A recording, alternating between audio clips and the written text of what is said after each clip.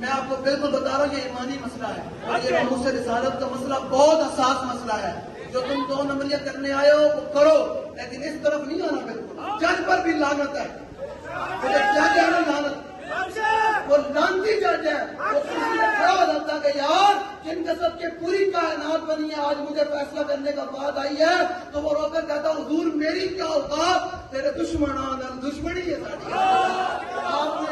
आपने तय रखनी है एक तो ये, और अभी तो हमने परवेज रशीद कुत्ते से बदला भी लेना है, और अभी तो हमने 18 साल में तुमने कानून पास किया, हमने तो तुमसे भी वो भी वापस कराना है।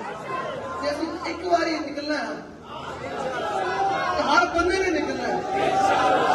क्या कल क्या मुझे दिन बंदो हजूर की बात आ गई, कभी हजूर और से कुछ नहीं कर सके जो थोड़े नाम पे मौलवी बुलाया सी, मैं हर बात छड़ के फैसलाबाद से मकाम दे आया। कमीशन नहीं बनाया जाएगा, जो गुस्ताखान रसूल है उनको लटकाया जाए।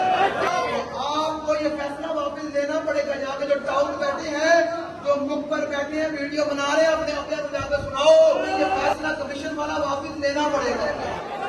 वरना फिर जब हम बात करेंगे फिर तुम्हारे इस्लामाबाद में काम पे टांगनी शुरू हो जाती है।